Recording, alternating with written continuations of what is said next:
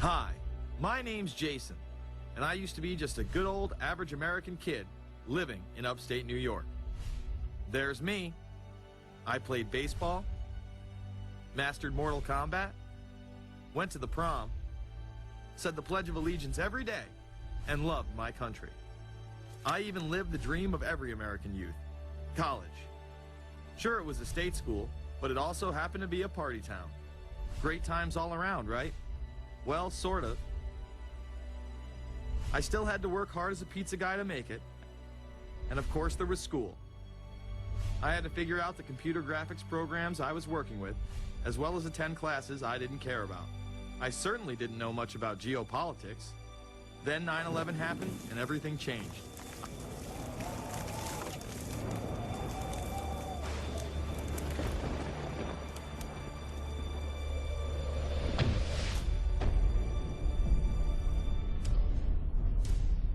I was pissed. How dare the Muslim extremists massacre all those people? But was it all true? Prior to the invasion of Iraq, something didn't seem right. I then did a startling thing. I actually took a look at what happened that terrible September day. What I found horrified and angered me to such an extent that I took action. We were lied to, and lied to big time. Before I knew it, I went from a normal college student to the political guy at the party to one of the guys that brought you the first internet blockbuster, Loose Change.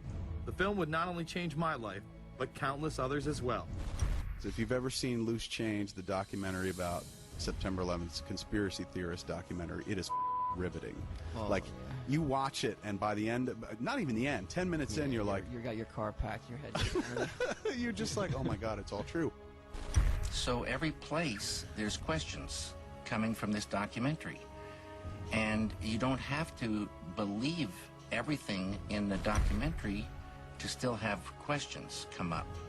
And you look back and you remember what you saw and what you were told, and now you have questions. We got the boogeyman out there. Wow. See, for many years it was communism, then it was the war on drugs, now it's the war on terror. All through our life, we've had to have a boogeyman. Loose Change took the truth about 9/11 into the mainstream with over 100 million views and allowed me to travel the country and even take on some of my detractors. The answer is no, they cannot.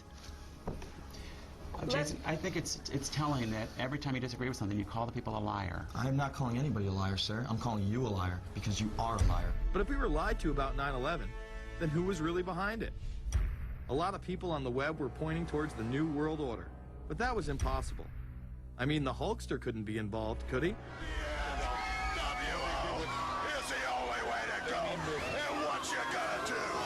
So I set out to find out if a New World Order really existed. And if it did, what was it? Who was involved? And what were their goals? The very word secrecy is repugnant in a free and open society. And we are, as a people, inherently and historically opposed to secret societies, to secret oaths, and to secret proceedings. For we are opposed around the world by a monolithic and ruthless conspiracy. It is a system which has conscripted vast human and material resources into the building of a tightly knit, highly efficient machine. Its preparations are concealed, not published. Its mistakes are buried, not headlined. Its dissenters are silenced, not praised. No expenditure is questioned, no rumor is printed, no secret is revealed. Some cringe when they hear the term New World Order, despite all of these prominent people using it.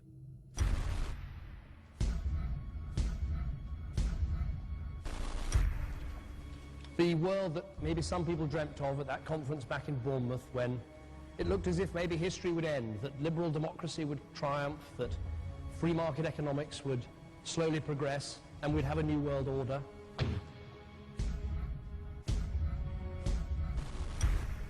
And together they helped to create, were the principal leaders in creating, a new world order and a winning strategy in the Cold War.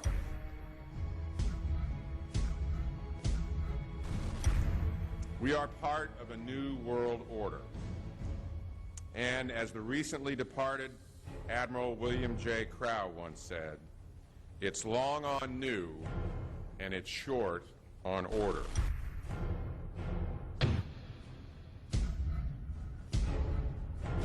Walter Isaacson wrote a wonderful book about some of the wise men who helped shape the New World Order following the Second World War.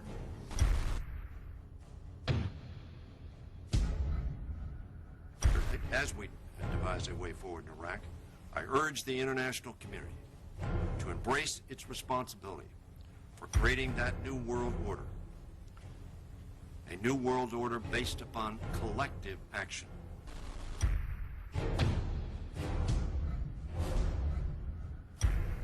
The transatlantic partnership was never just the foundation of our security. It was the foundation of our way of life. It was forged an experience of the most bitter and anguished kind. Out of it came a new Europe, a new world order, a new consensus as to how life should and could be lived.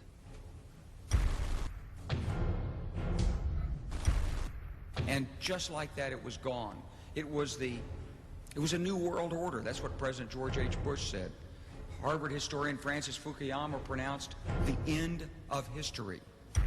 In fact, when it is used, that person is often dismissed out of hand because of the perception that it is nothing more than a conspiracy theory. Actually, the idea of global governance and a one world order has been around for centuries, and the term New World Order has been used frequently in recent history. The New World Order means different things to different people, but to those who expect to be in control of it, it means the same thing. It means all the world under their control. They believe that somebody must rule. After all, people are too darn dumb to know how to rule themselves. They figured that that's their role. The first in-depth publication of note was Samuel Zane Batten's work, The New World Order, which was published in 1919. Under the cloak of Christianity, this order speaks of a new world rising and advocates social control over all people and all resources. It promotes a world federation with a world parliament, an international court, and a global police force. Some of its goals are as follows. Community. The danger and loss in crime and degeneracy. The determination to make community life safe, sanitary, wholesome, and moral. Industrial. The disappearance of class distinctions and the solidarity of all interests in the economic process. National. The conception of the nation's welfare as the supreme concern, with the policy that everything shall contribute to this end, and every person must do some useful work. International. The creation of an international mind, with a world consciousness, and a world patriotism. The destruction of every arbitrary power that can separately and of its single choice disturb the peace of the world. World government is good, right? It put an end to war.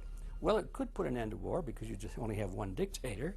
I think Adolf Hitler had that in mind. He wanted a world government too, with himself as the master leader. Many have regarded Hitler as the apex of evil, a true heart of darkness. But how many people know that Hitler had his own vision of a new world order? Hitler had been promoted by the establishment. He graced the cover of Time magazine many times and was their Man of the Year twice. His vision was simple: unify Europe and then the world. The only real difference was that his order was racially motivated, instead of being based solely on religion.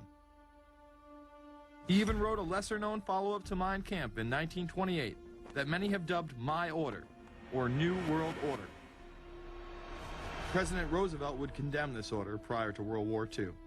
Nazi forces openly seek to establish systems of government based on the regimentation of all human beings by a handful of individual rulers who seize power by force.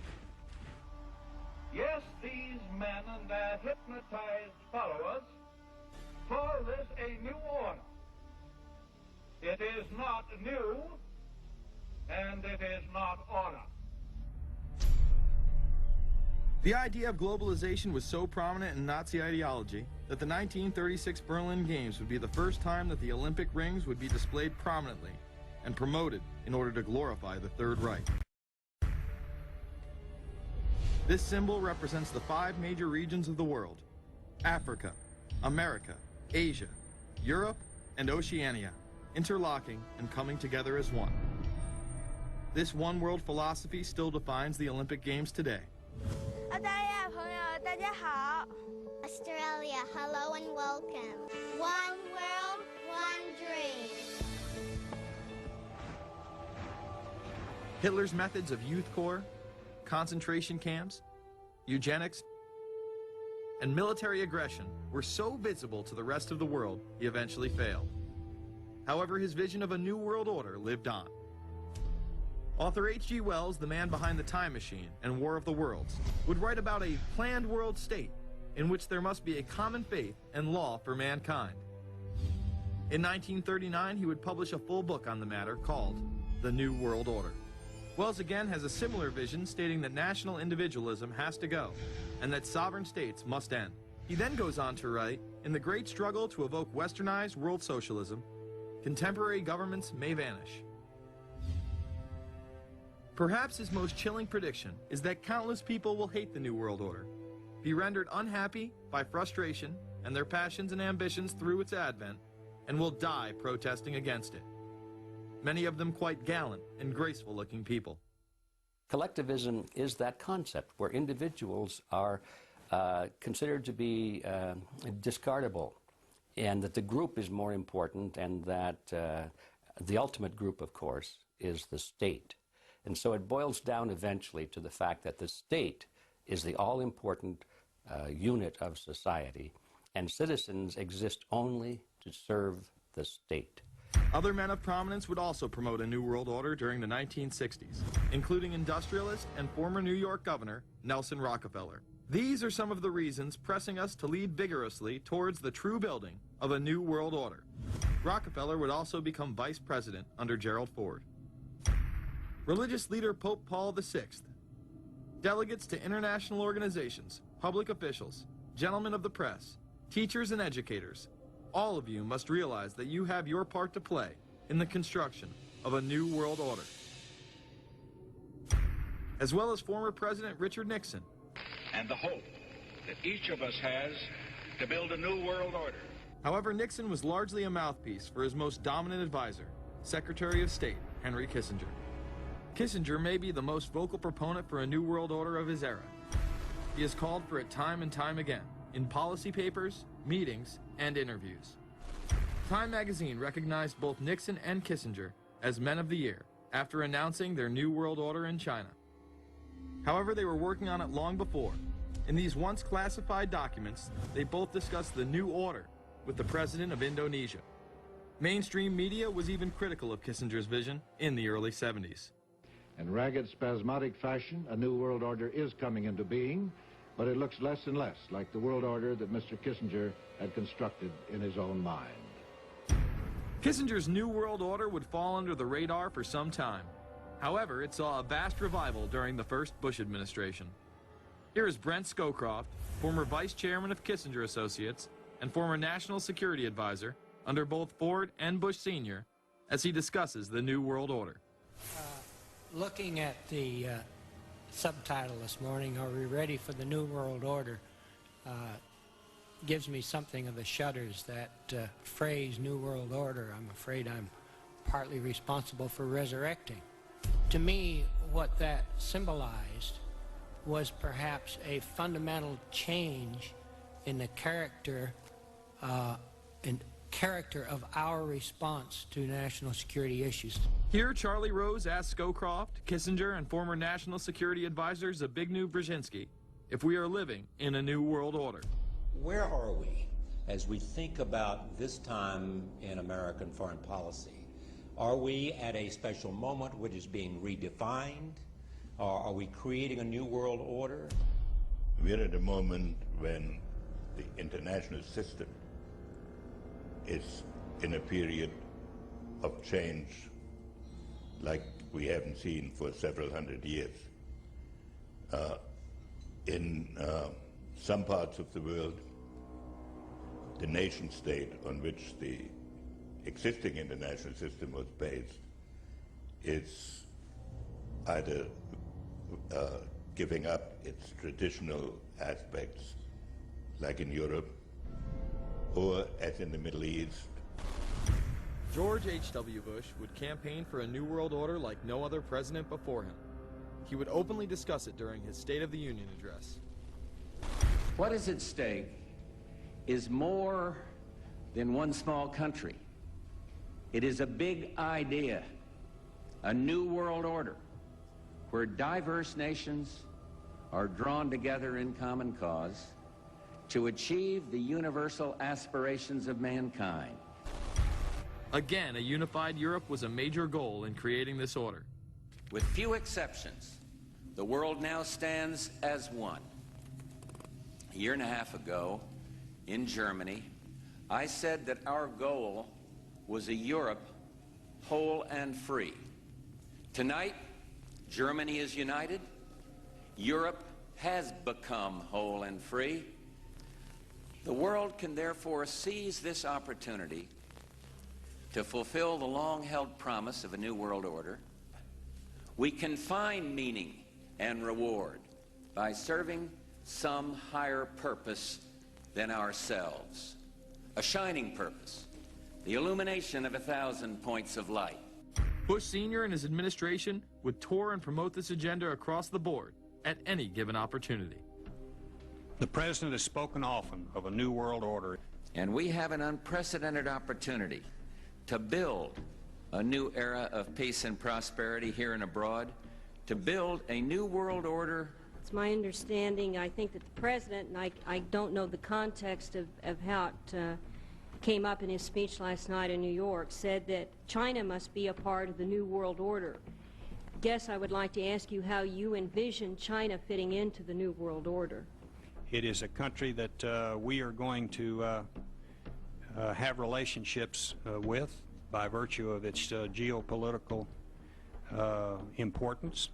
American officials say breaking down regional and national barriers to the flow of goods and services would represent a spectacular benefit to economies around the world. We are building a new world order. Bush would actually make a commencement address at Maxwell Air Force Base declaring the birth of this order. And that's why I wanted to speak to you today about the new world taking shape around us, about the prospects for a new world order now within our reach. In the coming weeks, I'll be talking in some detail about the possibility of a new world order emerging after the Cold War. But today, I want to discuss another aspect of that order. You see, as the Cold War drew to an end, we saw the possibilities of a new order in which nations work together. It refers to new ways of working with other nations to deter aggression and to achieve stability. As old threats recede, new threats emerge. The quest for the new world order is in part a challenge to keep the dangers of disorder at bay. We must build on the successes of Desert Storm to give new shape and momentum to this new world order.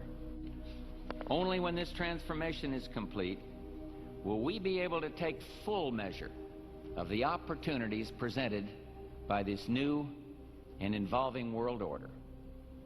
The new world order really is a tool for addressing a new world of possibilities. This order gains its mission and shape not just from shared interests, but from shared ideals. After the Gulf War had ended, Bush was so obsessed with the idea of a new world order that he had a series of Glocks imprinted with the term that he would give to members of his administration, including Colin Powell, Brent Scowcroft, Dick Cheney, and General Norman Schwarzkopf. Cheney would even approve policy papers regarding the New World Order. Defense Secretary Dick Cheney has approved a revised draft of a policy document on the New World Order. The Pentagon is backing off a controversial earlier draft and has abandoned a one superpower strategy.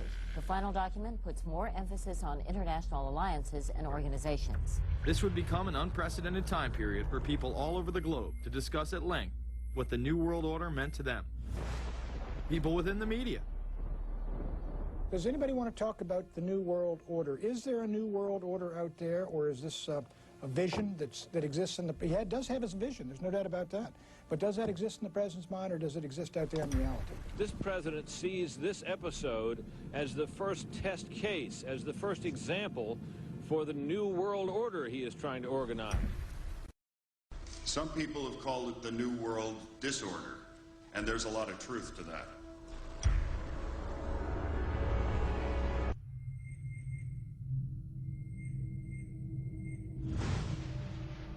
University and institutional chairs. I mean, we're talking a New World Order at Georgetown.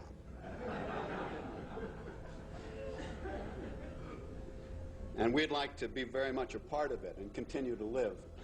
This is a world that is likely to be dominated in the near future, and perhaps longer, by the Gulf War and the New World Order, which is the buzzword of the moment. So the secret of a New World Order, and at this point it's just a slogan, but it does have some historical background in terms that orders have succeeded each other over time. The secret of this is to learn how to use coalitions. We are effective in the United Nations. People within government. George Bush has invoked a New World Order without enunciating a new American purpose. The president has still failed to articulate clear goals for our nation's foreign policy in this new age. I find the term New World Order very revolting, and just not only historically but politically today. I think Harding is absolutely right, and the actions of the administration just after enunciation of the New World Order put the lie to the fact there is any real substance behind what they say as New World Order. The first act of the New World Order was A, to make war, and then B, was to sell arms all over again. Is there a New World Order? We know certainly that George Bush has copyrighted the term at this point. In the aftermath of this war, though, is it an empty vessel into which something will be poured? Is it the appropriate term to use? Is it going to be a New World Order, or will disorder be just as significant in this process as we look ahead? Let's start with Madeline. I think that we have, in fact, kind of had this term thrown at us, and many of us have not liked it, partially because of the previous historical connotation, and partially because I think it doesn't really deal with the way the world ought to be or is at the moment. But we are far from seeing a world order, and I'm not sure that it is in best U.S. interest to have a new world order in which we are the policeman. While many began to become critical of this order, the term began to evaporate into the background. We are very, very skeptical of an international order if we are not sure how the rules will be made, because thus far the international order has been made with rules that we had no input into and that affect us, and even when on the few occasions when the rules will seem to favor us, then they get changed. A unipolar world, a world of one superpower, may be quite dangerous for us. A New World Order under the United Nations would mean, among other things, an end to our God-given rights given us and secured by the Constitution. The New World Order, which now has been called by some the New World Disorder, and by some people on the of a more liberal persuasion, the taking over of the world by the Council on Foreign Relations, the Trilateral Commission, and the UN to put us all in slavery. But what are these organizations? Who founded them? And what are the stated goals of each? Before we begin with the Council on Foreign Relations, let's delve further into history to understand roundtable groups and their origins. Its roots go way, way back in history, and they go back to the formation of a secret society, a secret organization that was created by Cecil Rhodes, a very powerful and very wealthy individual. And people have heard about him in history, and they know about the Rhodes Scholarship, and they think, well, isn't that nice? But they don't understand at all what that's all about. Cecil Rhodes, when he died, left his great fortune not to his family, not to his heirs, but for the creation of a secret society. And we know about this because there were some people very intimately involved with this organization who wrote about it. One of the best authors on this topic is Professor Carroll Quigley. He wrote several books, and Tragedy and Hope is the best known of his. He described in detail the secret organization created by Cecil Rhodes, and he explains in these books he knows about them because he was invited by the organization into its inner circle. He was never a member of it, but he was invited in as their historian, and he was allowed to see their secret records and papers and study them for several years. And he knew all the important players, and he understood what it was about, and so he wrote these books.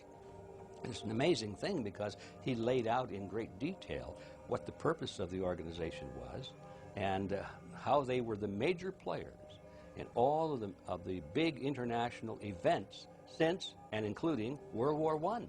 The bottom line is that you take the roots of that organization and you find out that they created in all of the British dependencies what they call roundtable groups. And then around those little roundtable groups, they created front groups.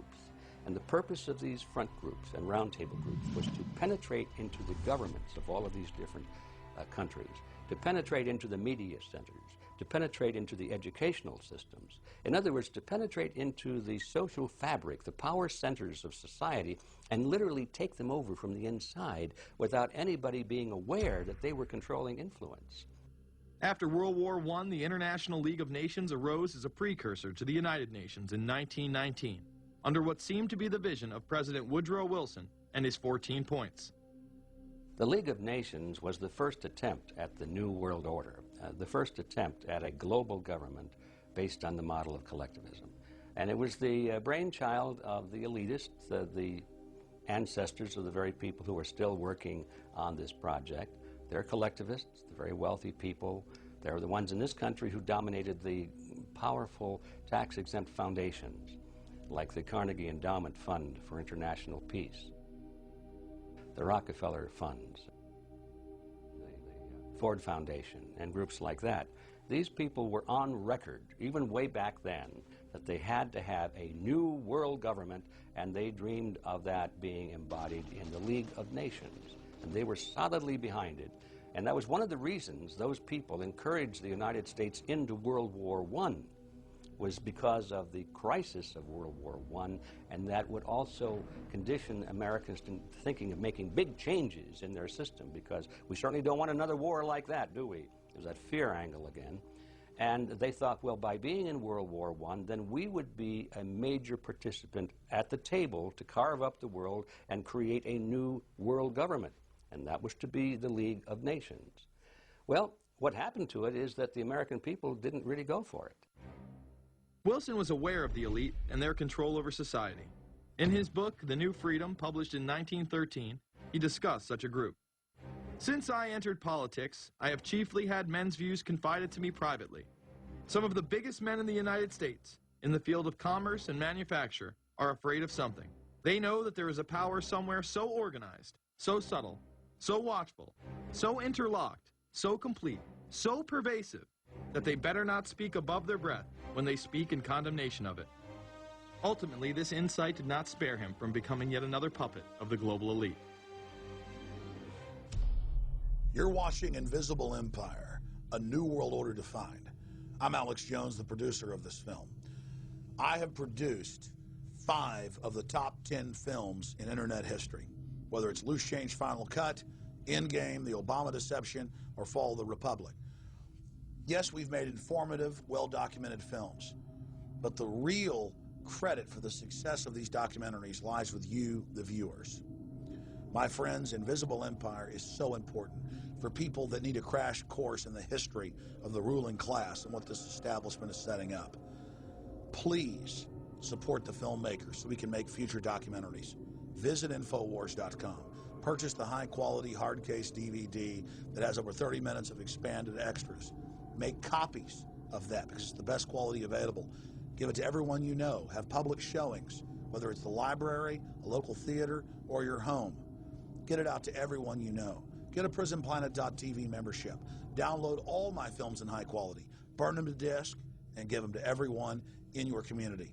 If we expose the globalist, there's no way they can carry out their hellish plan. The destiny of this film is in your hands. You've made our previous films incredible successes. I'm counting on you now. So again, Infowars.com to get the DVD, or call toll-free 888-253-3139, or see them all in incredible high quality at PrisonPlanet.tv. The ball is in your court. PrisonPlanet.tv is a better tool than ever in the info war. Over 6 years of my radio and TV shows, all my films in super high quality, my book, Paul Watson's book, all there, 15 cents a day. Your support of PrisonPlanet.tv empowers the resistance to unlock minds worldwide. In all of the British dependencies, these organizations, the front groups, were called the Royal Institute for International Affairs.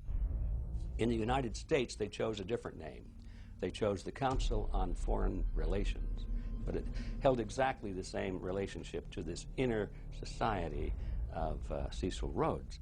Among the charter members were W. Averell Harriman of Union Banking, then President of the United States Woodrow Wilson's main advisor, Colonel Edward Mendell House, John D. Rockefeller, the founder of Standard Oil, banking mogul J.P. Morgan, and prominent bankster Paul Warburg. Well, the Council on Foreign Relations exists today. It's probably the most powerful single organization in America. Many observers, including myself, believe that it is the hidden government of the United States. These people are not elected to office, and most Americans don't even know who they are. But they are holding all of the important positions in society. There are only about 4,000 of them in the United States, but I don't care what organization you want to look at, whether it's government, or whether it's universities, or the large media centers, or whatever it is. You look at the people at the tops of those organizations, the owners, the managers, the CEOs, the board of directors, and I'm going to say probably 80 to 90% of the great power centers of America are dominated by just those 4,000 people who are members of the Council on Foreign Relations. Throughout its history, it would contain extremely influential and powerful individuals in finance, business, media, and politics. Former presidents of the United States include Richard Nixon, Gerald Ford, Jimmy Carter, and William Jefferson Clinton. Currently, Barack Obama claims not to be a member, but has spoken in front of the Council and has had his writings published in the Council's magazine, Foreign Affairs. It's been reported that you and your wife are in the globalist CFR, which is a Council on Foreign Relations. I'd like to know if that is true. Well, first of all, I'm not... the Council on Foreign Relations, I don't know if I'm a official member. I've spoken there before. It basically is just a forum where a bunch of people talk about foreign policy. And so there's nothing... there's no official membership. I don't have a card or, you know, a special handshake or anything like that. Now, why is that important? It's important because the avowed purpose of the Council on Foreign Relations is to create a new world order, a global government based on the model of collectivism. And that includes the elimination of the United States as a sovereign nation. That's why it's important. The people running this country are determined to destroy it. The Council was heavily criticized during the 1980s for being an organization hell-bent on destroying national sovereignty in favor of a world government. So many of its members hid their association with the organization. Dick Cheney had this to say in response to a question by David Rockefeller, who became the CFR's youngest director in 1949 and was chairman of the board from 1970 to 1985. He remains an honorary chairman to this day. It's good to be back at the Council on Foreign Relations. As Pete mentioned, I've been a member for a long time and was actually a director for some period of time. I never mentioned that when I was campaigning for re-election back home in Wyoming. Now, you are the president of the Council on Foreign Relations, all right? Yes, sir. You guys toy with countries of the world like toys, don't you? You're like the Illuminati, you're the Masons, you control everything, don't you? That's the rap on you guys.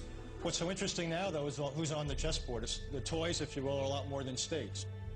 Notice that Mr. Haas does not deny that the CFR has massive control over the geopolitical arena, and instead tries to focus on the separate entities outside of nation-states.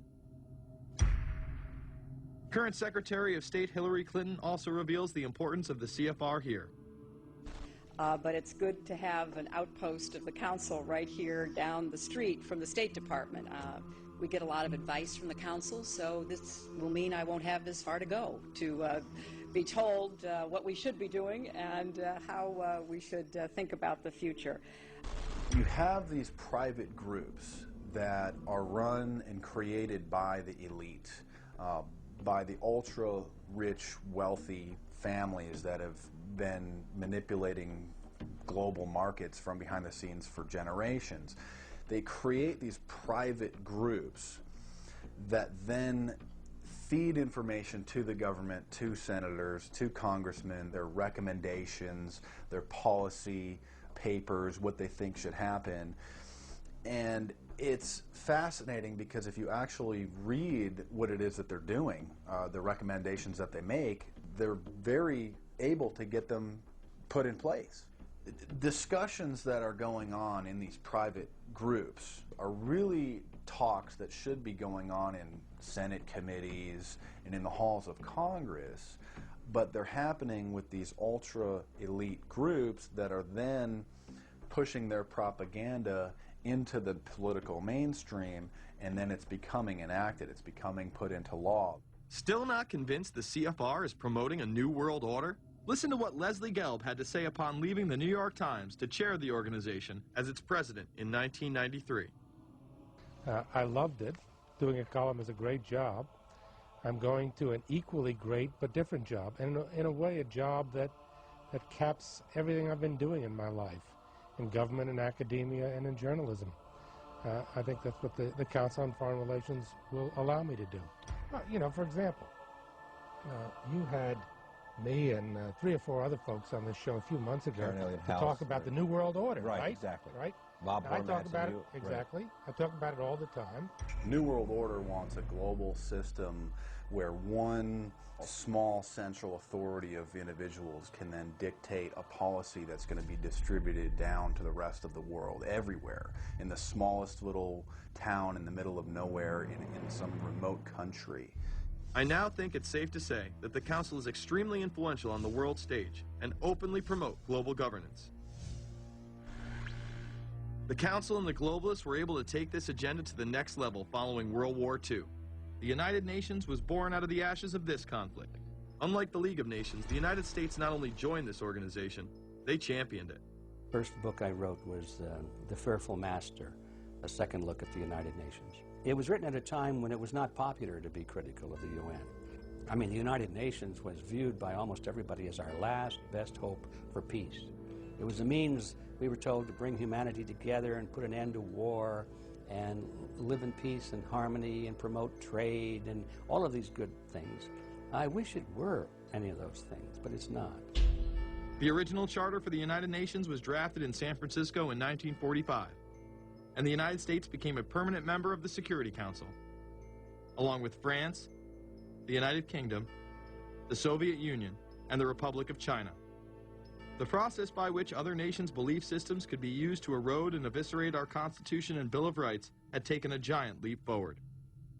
The United Nations is one of the most well-known sort of globalization attempts.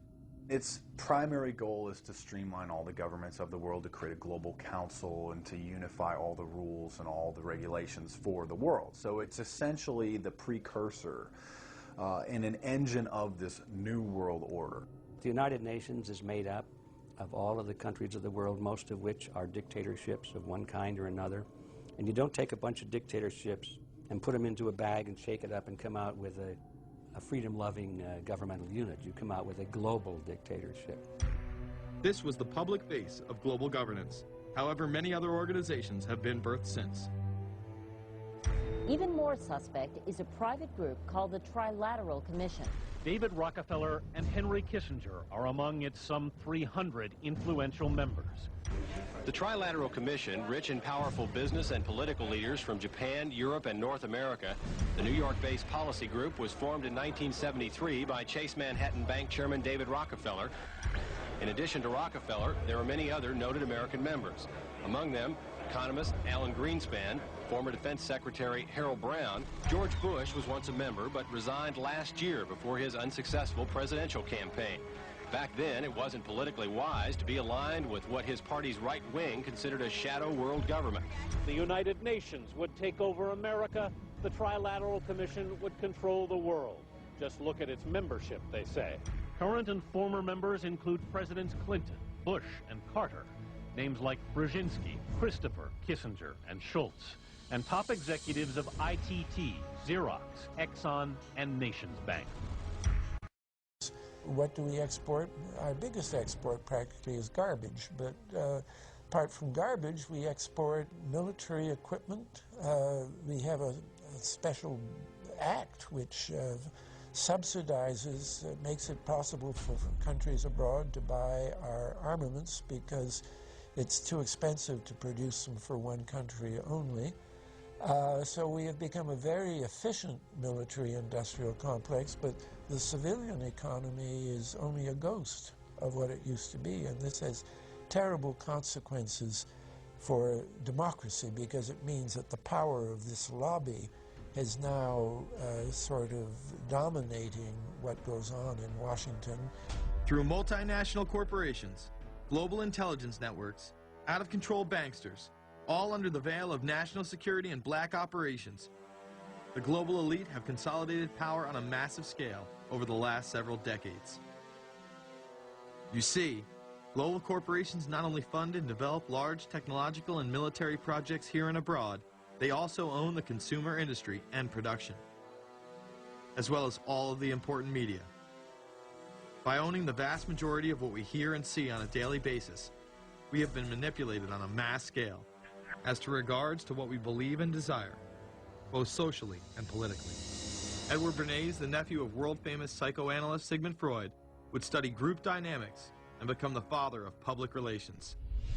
He authored the book Propaganda in 1928. In it, he described how to intelligently and consciously manipulate the habits and opinions of the masses within a democratic society.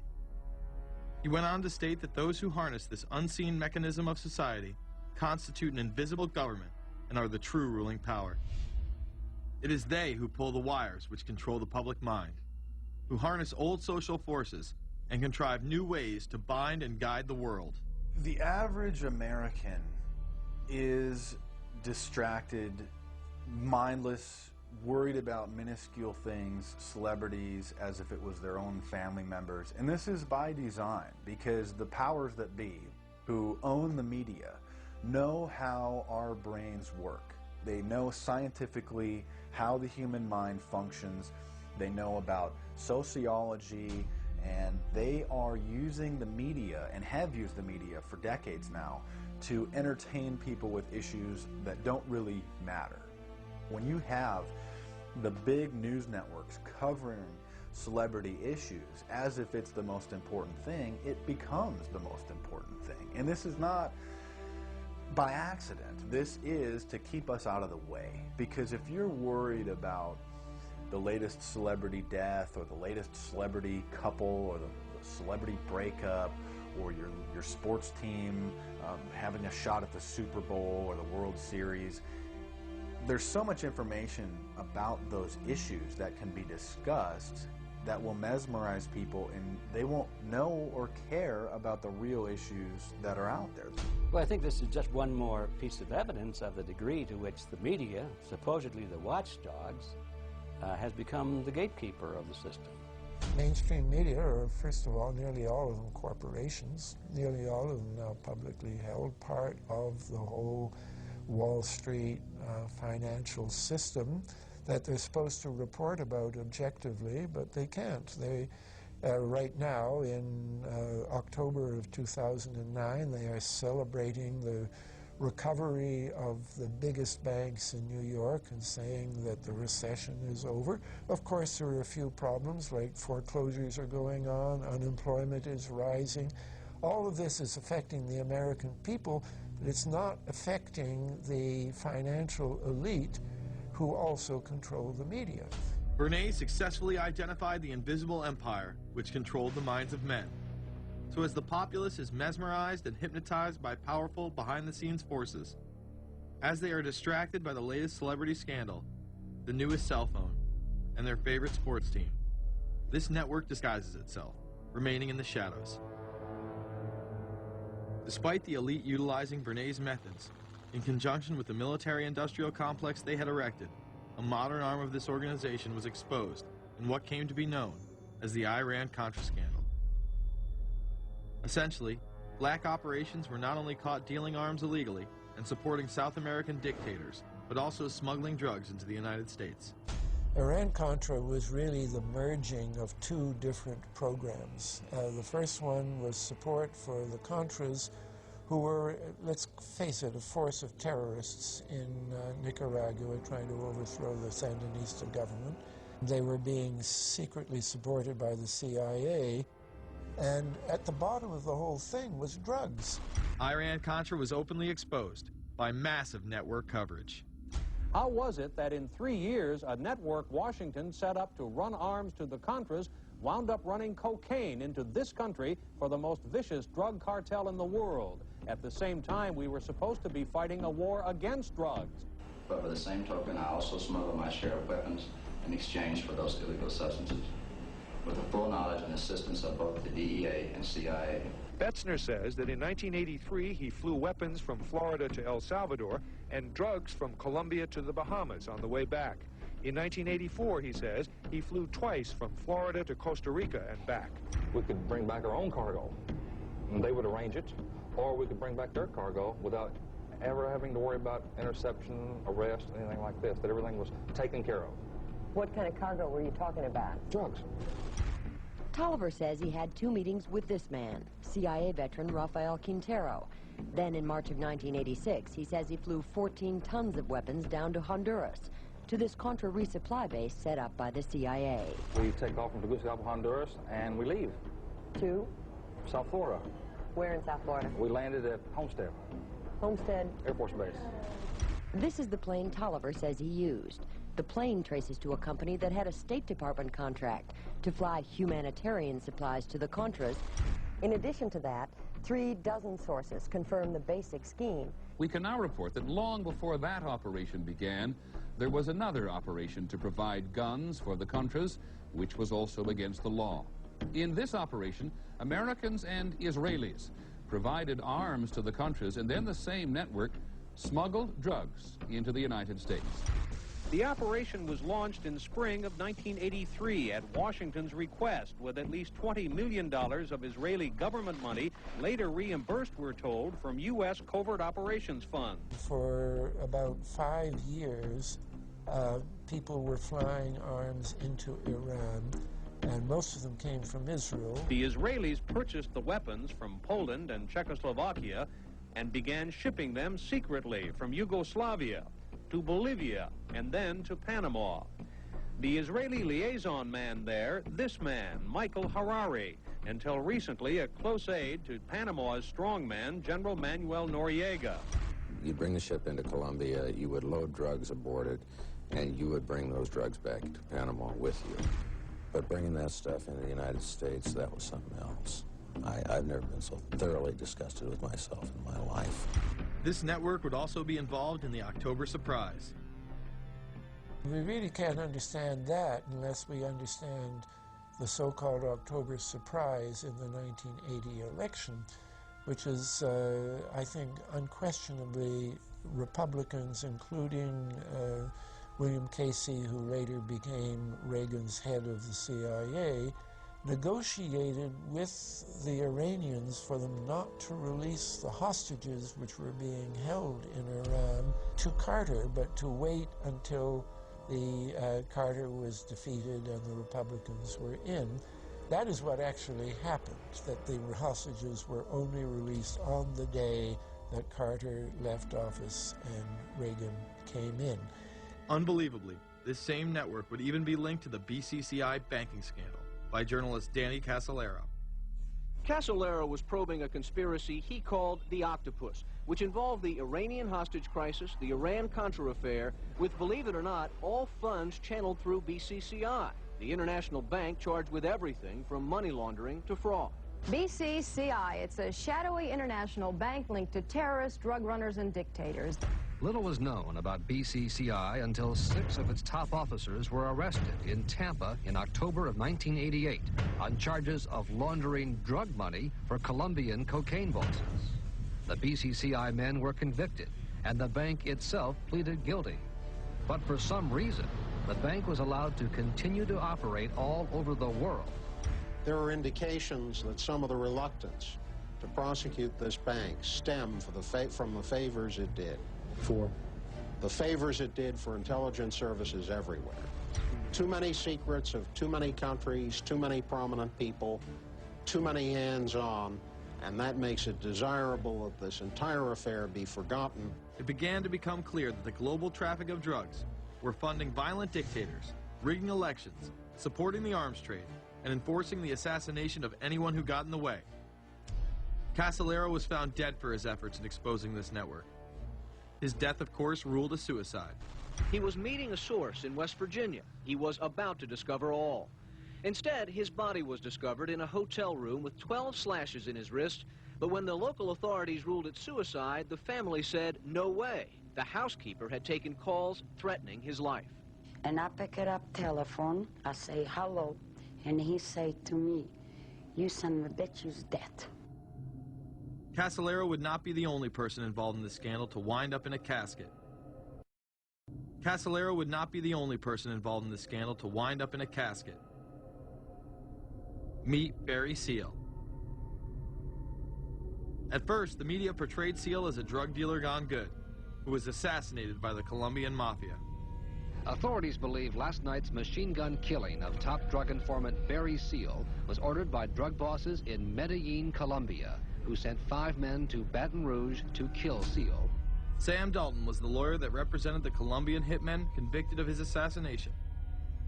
We were trying to subpoena the CIA because we felt like they had documents, exhibits, and evidence that would indicate complicity in Seal's assassination. When they were able to gain access of Barry Seal's trunk the night of the murder, the personal phone number of none other than George H.W. Bush was present. Louis Unglesby, the former attorney for Mr. Seal, also confirms that he once called the office of the vice president after Seal had given him the number. You see, the Black Ops drug smuggling operation had not yet been exposed, and intelligence couldn't take any chances. It was later revealed that Seal was involved in smuggling cocaine into Mena, Arkansas, while Bill Clinton sat as governor. 1983, Ronald Reagan was president, Bill Clinton was governor, and little Mena, Arkansas changed from a quiet town to a center for drug smuggling and reported Contra support activity. In the middle of it all, this man, admitted dope smuggler Barry Seal. Arkansas State Trooper Russell Welch investigated Seal's organization. Each trip would have 250 to 350 pounds of cocaine. According to the London Telegraph, Arkansas State Trooper Larry Patterson testified under oath that he and his officers discussed repeatedly in Clinton's presence the large quantities of drugs being flown into Mena Airport, large quantities of money, large quantities of guns.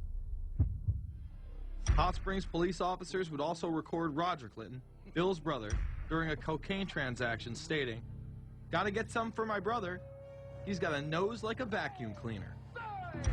There was also a large amount of money laundering going on in Mena. Former IRS agent William Duncan traced some of Seal's drug profits laundered through Mena banks. We had direct testimony from people who were involved in the money laundering operation. We had testimony from people at banks who observed the transactions. What happened when you tried to make this case before a grand jury? I was never asked to present the evidence to a grand jury, ever. This very same network used BCCI to fund the Afghani rebels. The deputy director of the CIA, Richard Kerr, said late today that the CIA did use the Bank of Credit and Commerce International, BCCI, to support CIA activities overseas. Most people still believe that the Soviets had maliciously invaded Afghanistan in order to spread their communist agenda. The Al-Qaeda was essentially a kind of a byproduct of Brzezinski's campaign to embarrass the Soviet Union in Afghanistan. They weren't in Afghanistan at that time. Brzezinski boasted later that he was responsible for drawing them into Afghanistan. And he did this extraordinary interview with Le Nouvel Observateur in France, and they said, but aren't you worried that you've created this whole new force of Al-Qaeda? And he said, oh, what's more important, a few crazed Islamists or the fall of the Berlin Wall? And they said, but you know, is there no danger? Aren't they dangerous? And he said, nonsense. He said all this in 1998. So I knew Brzezinski at McGill University. We were students together and took very small classes together.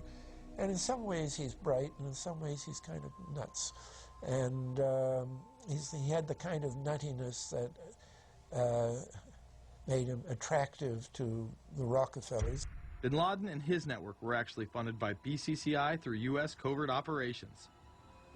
Well, the reason I bring it up, if you've ever heard any of our call-in shows, you know that we have people that think about the conspiracy theories of people like you. You would be a poster child for these people because you have served on the board of the Council on Foreign Relations. You helped start the Trilateral Commission, and you've been to the Bilderberger Group. Are people too close in this world, people in business, too close to the governments? Well, you know, there is such a thing as insidious influence. And the question is, how does it operate? Does it involve bribery? And does it involve some sort of psychological domination of individuals? I don't believe in this notion of some sort of secret societies controlling people. But of course, in any political system, there are sort of over-the-table and under-the-table arrangements. Arrangements that involved ruthless, illegal, and immoral activities in order to dominate humanity. Despite all of the evidence that has just been presented, this network would fall down the memory hole, even though 14 convictions were made in the Iran-Contra scandal. The continued cover-up would be made possible by George H.W. Bush. These documents that came forward in the North trial clearly reveal the involvement of the vice president to a greater degree, I think, than he has acknowledged heretofore. This, of course, did not stop him from pardoning those involved during the twilight of his presidency. Some new reverberations today to President Bush's Christmas Eve surprise, the pardoning of former Defense Secretary Caspar Weinberger and several others in connection with the Iran-Contra allegations. Well, now the special prosecutor says it's the president who needs to explain some things. The real issue is why the notes weren't produced 5 years ago when the congressional investigation and the independent counsel's investigation had requested them. Because high-level political officials scrambled to limit the investigation and establish plausible deniability for the upper echelons of the network, including Bush himself. So who is this guy, and how did he come to power? To understand that, we must first take a look at his father, Prescott. Prescott was born into privilege and became extremely influential in business, intelligence, and politics. He helped establish the CIA out of the Army's Office of Strategic Services with the Dulles brothers, and served as a senator in the state of Connecticut. However, during his time serving as one of the directors of Union Banking Corporation, he was doing business with Nazis. The Bushes have been sort of at the heart of the military-industrial complex since its very beginning, and that Prescott was involved in a firm that actually fronted for Nazi firms in America. In fact, Union Banking and its subsidiaries were seized by the United States government in October of 1942 under the Trading with the Enemy Act. After the war, the assets were returned, a few fines were paid, and it was swept under the rug of forgotten history. These Nazi ties should not be all that shocking, seeing as it has been declassified that the Office of Strategic Services recruited Nazis into its ranks through Project Paperclip in August of 1945. George Bush seemed to follow in his father's footsteps, using Prescott's business connections to move to Texas and get into the oil industry. He would first attain political office as a Texas congressman in 1966, but then lose his bid as a Texas senator in 1970. It was at this time that Nixon appointed Bush as an ambassador to the United Nations. According to official accounts, Bush then began work with the CIA as its director in 1976. Evidence suggests that Mr. Bush and the CIA actually had a much longer-standing relationship. There are indications that he had relations to the CIA before. There's a very strange memo, and the names are George Bush. And when this was published, there was a lot of fuzzing of the issues, but given George H.W. Bush's strong connections with the Cuban community, I think there is a good chance that it was the George Bush we know, so that he did have a CIA connection. Bush left the CIA just under a year after his appointment. He is credited with restoring the agency's morale, as its image was being shattered by the Church Committee's revelations of the CIA's unauthorized activities involving assassinations and corruption. In reality, Bush was responsible for denying the Church Committee many of the documents it requested and making it impossible for them to do a thorough investigation. After his time as CIA director, he devoted himself to becoming the next president of the United States. Many people within his own party did not like his globalist ties. Along the campaign trail, Bush continually had to explain his association with the group. So, you know, J.R. Ewing in the show Dallas? J.R. is a member of the Trilateral Commission, I think. It's got to be because it's so bad. Let me tell you something. I used to be a member of it. I resigned, as I did from every business thing I was in, to concentrate on one thing, running for President of the United States. Ronald Reagan initially had no interest in having Bush as his running mate. Even then presidential candidate Ronald Reagan had questions. I would suggest that maybe Mr. Bush would clear the air if he'd tell us why he resigned. Reagan's backers then forced him to choose their intelligence frontman, George H.W. Bush, as his vice president. But in spite of last year's campaign rhetoric, all seems to be back to normal between George Bush and his old colleagues. And President Reagan, who is relying on many of these powerful business leaders to make his economic package work, will host commission representatives at the White House Monday. After Reagan's election, there was an attempt on his life, just 69 days into office. Astoundingly, Bush would again be connected. So just who is John Hinckley, Jr.? When he left this neighborhood 8 years ago, he was, by all accounts, well-liked and seemingly normal. This donut shop near the motel was visited by Hinckley, who reportedly waited for a phone call here each day, even though he had a phone in his motel room. The nature of the calls is not known. A touch of irony. The young man walking with the elder Hinckley is 30-year-old Scott Hinckley, John Jr.'s brother. He and Vice President Bush's son, Neil, are friends. They had planned to have dinner together in Denver tonight. The plans have been canceled. We were told Hinckley was a madman acting alone. If that was the case, why was he making phone calls from a payphone down the road instead of his hotel room? Why was the would-be assassin's brother a family friend of the man who stood to gain the presidency? While Reagan led the nation in the public eye, Bush exploited his power through the largely unknown Continuity of Government Directive. In the United States federal government, there is a super-secret agency which controls this shadow government.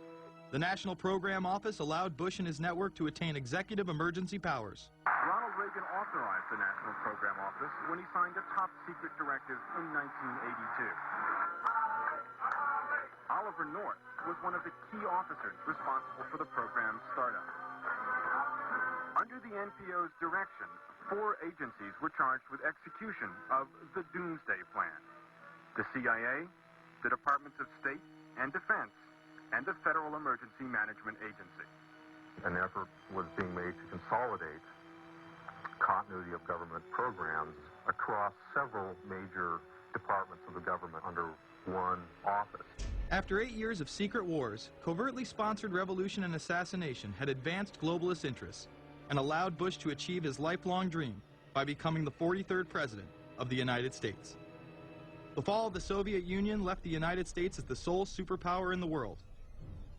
The Wolfowitz Doctrine stated, we must maintain the mechanism for deterring potential competitors from even aspiring to a larger regional or global role.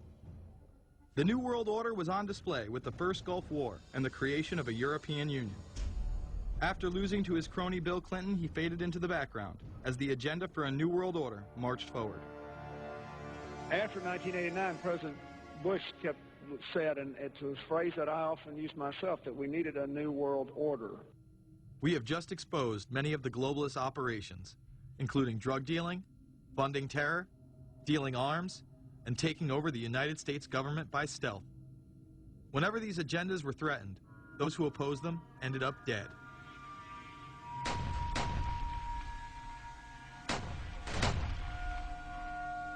We've got some difficult days ahead, but it really doesn't matter with me now, because I've been to the mountaintop.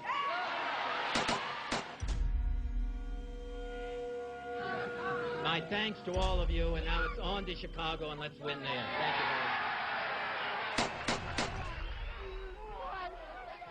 very much. Gave a paper about all three of the big assassinations in the 60s, which was John F. Kennedy, Bobby Kennedy, and Martin Luther King. And there are certain common denominators. I call these events deep events. We've become accustomed to the idea that every now and then something is going to happen, and we just know from the beginning we're not going to get to the bottom of it. And the more they happen, the more reconciled we've become to this state of affairs. In 1978, the House Select Committee on Assassinations could not ignore there was a conspiracy in regards to the assassination of John F. Kennedy and Martin Luther King, Jr. Good evening. A congressional committee has concluded that President John Kennedy and civil rights leader Martin Luther King, Jr., both of them, were probably killed as the result of conspiracies. The House Assassinations Committee wound up its 2-year study by recommending that the Justice Department look into both cases. In the assassination of Dr. Martin Luther King, the committee concluded the likelihood of conspiracy.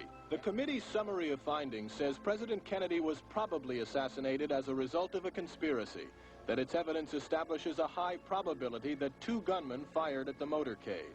The committee concluded that President Kennedy did not receive adequate Secret Service protection in Dallas, that the CIA was deficient in sharing information before and after, that the Justice Department and Warren Commission failed to pursue possible conspiracies and made their conclusions too definite. There seems to be no debate that the CIA and Secret Service were involved in the assassination, as you can clearly see 2 Secret Service agents being taken away from their positions at the back of Kennedy's vehicle just moments before the assassination. And no matter what you believe about Oswald, it has now been declassified that Oswald was trained by the CIA in 1957 under the cover of the Office of Naval Intelligence. These political assassinations continue to this day. The 11-person jury in the inquest must decide if these stills, never before seen of Diana in the Mercedes and then the crash, are the frantic moments after a tragic accident or the aftermath of a calculated murder. Mr. Al-Fayed? Mohammed Al-Fayed, Dodi's father, has long since made up his mind. I believe that my son and Princess Diana have been murdered by the royal family. He claims Diana was pregnant and about to announce her engagement to his son, an embarrassment so great, he says, that Prince Philip commissioned British Secret Service to kill the couple. Assassination is an option when the ruling class can identify an enemy who cannot be compromised. But how do they bend the population's will to do their bidding? Well, the false flag operation is one in which the attacker carries the flag of someone else. It's usually a military operation, and the purpose, of course, is to create the impression that the attacker is someone else. They want to create negative public opinion against the nation whose flag was being used. Or they may even not use a flag at all. This sort of thing is done all the time, and it's certainly not unique in history. I think we've been seeing a lot of it lately. Americans are easily motivated by false flag operations, and I think it's inevitable that we will see false flag operations in the near future. It is used in order to seize power at an accelerated pace. A very well-documented modern example of this is the Tonkin Gulf incident. There were 2 sets of Tonkin Gulf incidents. The first one on August 2nd were real but trivial. The second, on August 4th, 2 days later, were the ones to which we actually sent planes off in retaliation and were, in theory, much bigger, a torpedo attack on a U.S. destroyer, but in fact it never happened. When McNamara visited Vietnam, he confirmed the Tonkin Gulf incident never occurred, and once again, we were lied into war. To this day, I don't know what happened on August 2nd and August 4th, 1964 in the Tonkin Gulf. The general provided the answer, saying his Navy attacked the Maddox on August 2nd. But on the 4th, nothing happened. There was absolutely nothing, he said. We know for a fact now that NSA and CIA both falsified their reports up to Johnson on that day to make it look as if there had been an attack. Upon the fall of communism, a new threat had to be established in order to maintain their military-industrial complex and keep the people in fear of invisible enemies. More modern examples of this have been used not only to start conflicts abroad, but to instill fear in large populations in order to demonize groups and further erode civil liberties. The majority of people still believe that Timothy McVeigh was a right-wing extremist who bombed the Oklahoma City building with a Ryder truck because he was upset with the government. People close to the event told a very different story.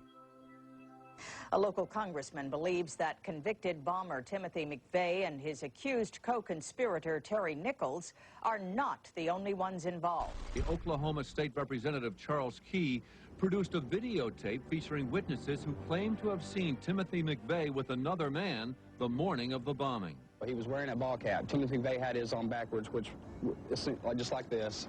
It was on his head. The other gentleman had his on like this. In fact, the FBI had actively pursued John Doe No. 2 in its initial investigation, then denied his existence altogether. There were also multiple reports that explosives were found inside the Murrah building. The Justice Department is reporting that a second explosive device has been found in the AP Murrah building in downtown Oklahoma City. Mike, you're still with us, aren't you? Yes, I am, and I might tell you in addition to that, in fact, what we were told at the scene a few minutes ago was that, in fact, 2 different explosive devices were found in addition to the one that went off. The second explosive was found and diffused. The third explosive that was found, and they are working on right now as we speak, I understand, both the second and third explosives, if you can imagine this, were larger than the first. Bomb squads were actually caught on video pulling into the building to retrieve these devices. They'll back that trailer down there, and the bomb squad folks will go in, and they will use that trailer. You see the bucket on the back there, sort of, this is how they would transport the explosive device away from this populated area to try to do something with it. I just took a look down the street at the Murrah building again. I see another bomb truck going, so apparently they're going to try to get out that third bomb that's been talked about. This was even confirmed by the governor at the time, Frank Keating.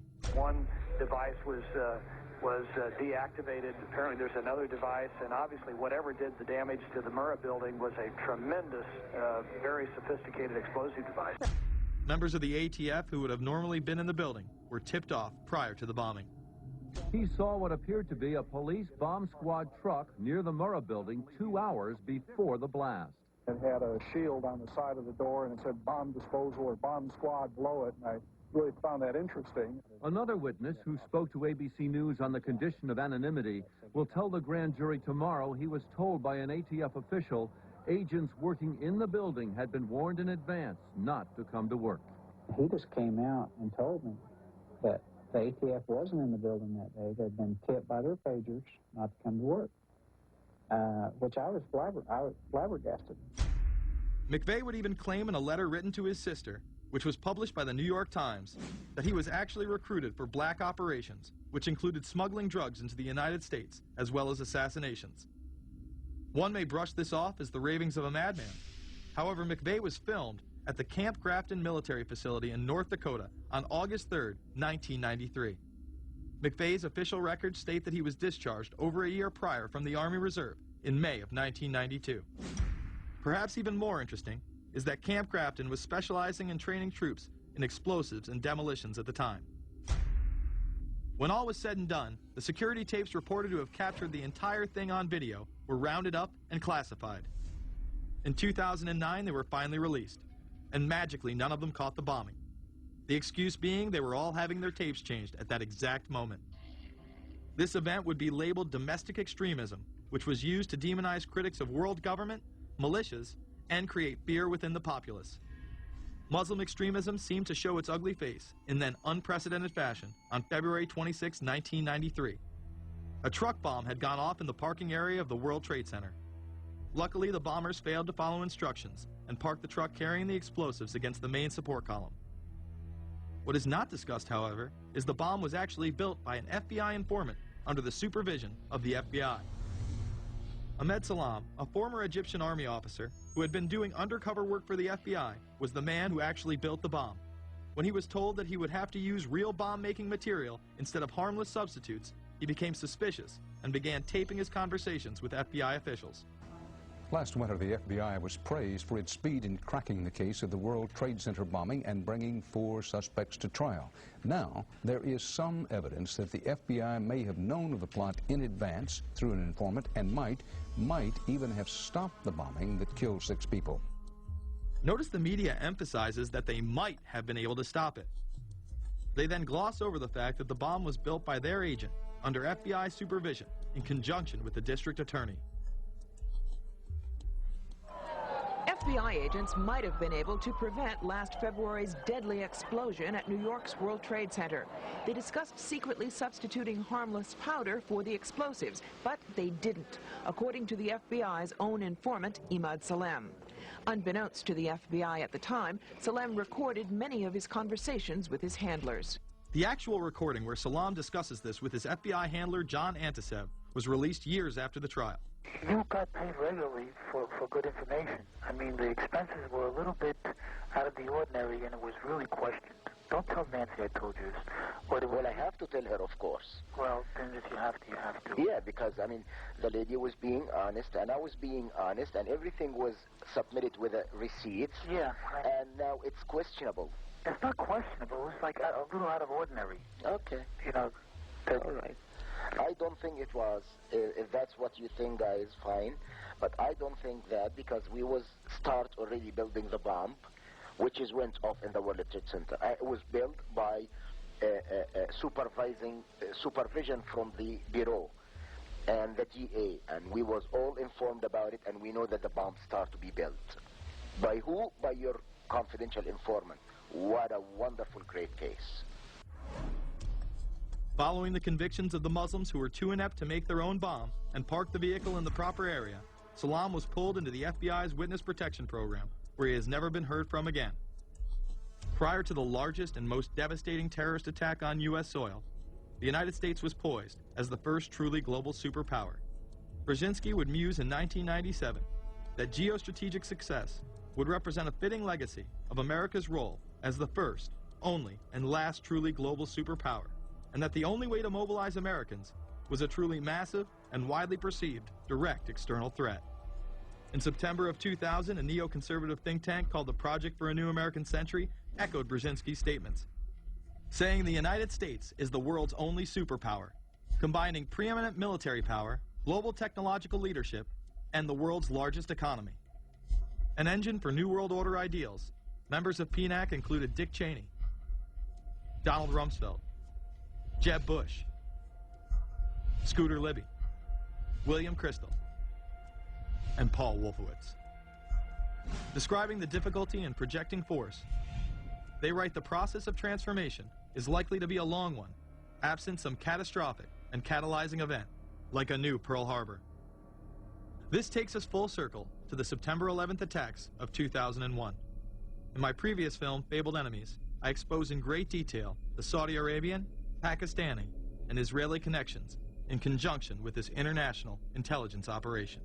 In the early 1980s, bin Laden worked with operatives from U.S. intelligence, the Pakistani military, and Arab states.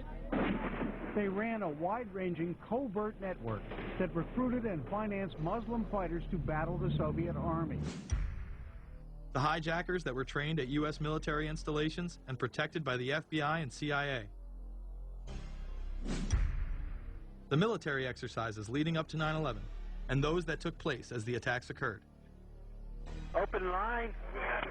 Surveillance, Sergeant Richmond. Sergeant Richmond, Sergeant Light from Cheyenne Mountain Pest Control. How are you? I'm doing fine. Okay, I need you to terminate all exercise inputs coming to Cheyenne Mountain at this time. Copy.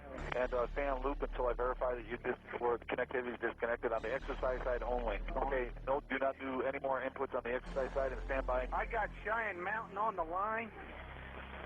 Terminating all exercise inputs. Over, if you didn't know this exercise. Oh, yes. The Black Ops program, Able Danger, and the shadow government involvement. This morning we learned that the Vice President wasn't the only one sent to an undisclosed location on September 11th, that an entire backup government was and is still there and may be there for as long as anyone now at least can imagine. As well as much, much more. The government has lied about 9/11 repeatedly and used it to dominate the Middle East, while creating an evolving police state here, encroaching on civil liberties at home. And of course, building a new world order. There is a chance for the President of the United States to use this disaster to carry out what his father, a phrase his father used, I think, only once, and hasn't been used since, and that is a new world order. We know now that September 11th of 2001 was the beginning of what we might call a new world order. The new world order that this president's father talked about with such great enthusiasm seems to be high on the agenda of this administration. Under the second Bush administration, massive amounts of civil liberties were openly and brazenly taken away following 9/11. The passage of the Patriot Acts, the Military Commissions Act, and other horrifying anti-constitutional legislation was enabled by the incredible amount of fear generated by the media, all in the name of keeping us safe here at home. The war itself would create huge profits for the military-industrial complex, and the globalists would seize even more power and control over Middle Eastern resources in what they planned to become a Eurasian Union under their control. Although the establishment claimed to be fighting for our freedom abroad, they were destroying our sovereignty by stealth. Expanding on NAFTA, they were able to consolidate power on the domestic front by deindustrializing the United States through CAFTA, the Central American Free Trade Agreement, as well as the SPP, the Securities and Prosperity Partnership. Opponents, however, say the initiative is nothing less than a plan to create a North American Union that would eliminate sovereignty for all three nations. Building on the North American Free Trade Agreement, the NAFTA section of the Commerce Department is busy drafting laws and regulations for a North American Union, a union of Canada, America, and Mexico. The President has attended secret meetings and signed at least 2 agreements under the Security and Prosperity Partnership Program. The stated goal established by Presidents Bush, Fox, and Prime Minister Paul Martin is integration by 2010. It's a plan from the business elites, the political elites, that will cost more American jobs, cost American sovereignty, but it would fulfill the President's father's vision. Now, former United States Trade Ambassador Robert Zoellick is talking about it again with renewed vigor. This time, a new world order with business at the helm of trade and economic policy. It's an agenda that goes hand in hand with the United States, Mexico, and Canada, working quietly and behind the scenes to promote a common market with common deregulation for the benefit of multinational corporations. It's remarkable to me, the arrogance, the idea of just simply throwing away the nation's sovereignty, but they're trying to do so in so many ways. People better understand that they mean exactly what they're saying. It's a new world order they're trying to create. Dobbs, the only mainstream anchor to expose the New World Order, resigned shortly after bullets were fired into his home. The elite do not plan on waiting around for these unions to be formed before implementing the next step in global government. Through the vast global economic crisis of the last few years, they have been able to devalue the dollar and undermine it as the world's reserve currency. They have allowed the Federal Reserve and IMF to consolidate power by taking control of the Securities and Exchange Commission, as well as issuing a global currency instead of the dollar, disguised as a special drawing rights unit. This aspect of the New World Order was announced at the G20 in April of 2009. There is a big thing that's going to happen in London at this G20, and then they're hiding it, they're camouflaging it, they're not talking about it. Coordination of international regulation. What they are going to do is to put our Fed and our SEC under the control, in effect, of the IMF. New World Order, that's what they're planning in there, is to undermine the U.S. currency, and it's just It's just really sad. What it really is putting the American economy under international regulation. Yeah. And those people who have been yelling, oh, the UN's going to take over global conspiracy government. Theorists. They've been crazy, but now they're right. There's 20 or whatever people in the G20. Say there's 20 ministers. Thousands of us, and we can't get our voices heard. When Geithner said he would be open to the idea of a global currency last week, those conspiracy people had said and suggested that for years. Right. You're not wrong. Cash is becoming weeded out. Cash will most likely be eliminated or extremely difficult to use in many situations, so that you'll have to use the global currency or the electronic currency. Even though a physical global currency is yet to exist, groups such as BRIC are openly promoting a new reserve currency, which is a conglomerate of Brazil, Russia, Indonesia, and China. Get everyone in the whole world using one currency, which some people think that's a good idea. Russian President Dmitry Medvedev recently showed off a sample coin of the new world currency at the G8 in July of 2009. We have also agreed today additional resources of $1 trillion that are available to the world economy through the International Monetary Fund and other institutions. This includes 250 billion from special drawing rights, the reserve currency of the IMF, drawing rights that will be issued to countries who are part of the International Monetary Fund. I think a new world order is emerging, and with it the foundations of a new and progressive era of international cooperation. The head of the European Union is also calling for global government. 2009 is also the first year of global governance, with the establishment of the G20 in the middle of the financial crisis. Gordon Brown has called for a world constitution. We now need nothing short of a world constitution for the global financial system. Both Gordon Brown and Barack Obama had been groomed to be the next Anglo-American spokesman for this new world order after Bush and Blair stepped down. Here is Gordon Brown in front of the CBI prior to him being chosen to become Prime Minister. And it's only now that we can begin to understand that the world order that globalization brings and what it's going to look like. But what does the new world order mean for countries like ours who are looking to succeed? And the question for us is how we meet and master all these challenges to ensure that Britain enhances its competitiveness in the process and realizes what I believe is our destiny of success in this new world order. A new world is emerging. It is a new world order with significantly different and radically new challenges for the future.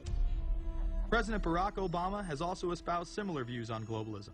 Here he is in Berlin, Germany, in July of 2008, in what media have dubbed his New World Order speech. Well, there have been extraordinary scenes in Berlin tonight as thousands of people gathered to hear Barack Obama deliver key foreign policy speech on his current European tour. The Democratic presidential hopeful laid out his vision for America's place in a new world order. In this new world, such dangerous currents have swept along faster than our efforts to contain them. And that is why we cannot afford to be divided. No one nation, no matter how large or powerful, can defeat such challenges alone. But the burdens of global citizenship continue to bind us together. In this new century, Americans and Europeans alike will be required to do more, not less. Partnership and cooperation among nations is not a choice. It is the only way, the one way, to protect our common security and advance our common humanity. That is why America cannot turn inward. That is why Europe cannot turn inward. America has no better partner than Europe. Now is the time to build new bridges across the globe as strong as the one that binds us across the Atlantic. Now is the time to join together through constant cooperation and strong institutions and shared sacrifice and a global commitment to progress to meet the challenges of the 21st century. Barack Obama also became the first sitting president to ever become the chair of the Security Council for the United Nations, which only further cites his allegiance to world government. In an era when our destiny is shared, power is no longer a zero-sum game. No one nation can or should try to dominate another nation. No world order that elevates one nation or group of people over another will succeed. No balance of power among nations will hold. The traditional divisions between nations of the South and the North make no sense in an interconnected world. I think his task will be to develop an overall strategy for America in this period when really a new world order can be created. It's a great opportunity. The globalists, who know that Obama is going to promote their plan, want to make him such a superhero that nobody will question what he's doing. He is very much a product of the system that he is now technically in charge of. Obama alone, or the Democrat Party alone, is not responsible for his massive rock star status. It's been done by the media. This establishes that Obama is an unapologetic globalist who holds no one nation above another, despite its policies. Perhaps we should move towards a society more like China if that's the case. After all, on the 60th anniversary of the Communist Mao regime takeover, the Empire State Building, once a proud symbol of the United States, was lit in the colors of the Communist Party halfway across the world. In fact, following the United Nations Copenhagen Conference in December of 2009, the Washington Post ran the headline, "Copenhagen Climate Deal Shows New World Order May Be Led by U.S., China." The Copenhagen Conference was disguised as a summit that would save the planet from man-made global warming by cutting carbon emissions. When taking a look at the almost 200-page document that was being proposed, it becomes evident that this was yet another attempt to establish global government and set up a global tax. In Section 38, it states, "The scheme for the new institutional arrangement under the Convention will be based on 3 basic pillars: government, facilitative mechanism, and financial mechanism." In Section 47, subsection F, it discusses cap-and-trade schemes and carbon taxes and the use of new and existing flexible carbon market mechanisms. These cap-and-trade schemes were just that, a scheme to further transfer the wealth from the poor to the ultra-rich. One of the ways it will drive the change is through global governance and global agreements. The fact that our president even attended should be considered treason. Just weeks before the conference, ClimateGate hit the media. Secret emails confirm that many of the United Nations lead scientists had engaged in fraud in order to promote the idea that man-made global warming was occurring and that carbon dioxide was a toxic gas.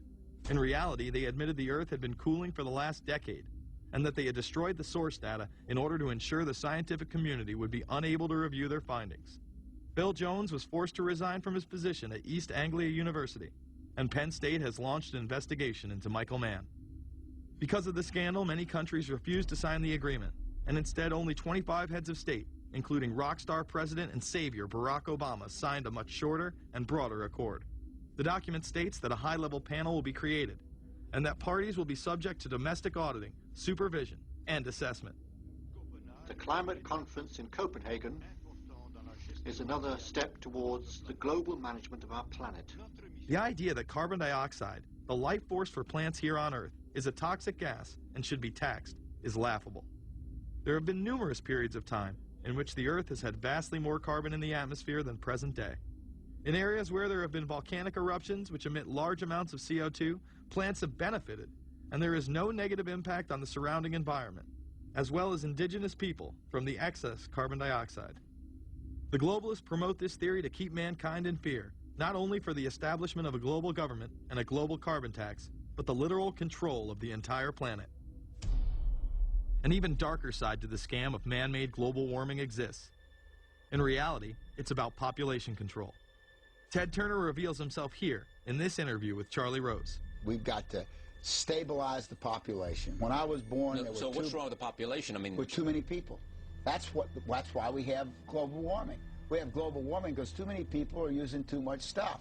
We've got to stabilize population on a voluntary basis. Everybody in the world's got to pledge to themselves that 1 or 2 children is it. Not doing it will be catastrophic. We'll have 8 degrees, we'll be 8 degrees hotter in 30 or 40 years, and basically none of the crops will grow. Most of the people will have died, and the rest of us will be cannibals. Civilization will have broken down. What the few people who are left will be living in a failed state like Somalia or Sudan, and living conditions will be intolerable. The droughts will be so bad there'll be no more corn growing. Not doing it is suicide. Unbelievably, when Turner met with other globalists, David Rockefeller, Warren Buffett, Bill Gates, Michael Bloomberg, and even Oprah Winfrey to discuss population control, they were portrayed as superheroes. Behind closed doors on this New York campus, a secret gathering of some of the world's most powerful people.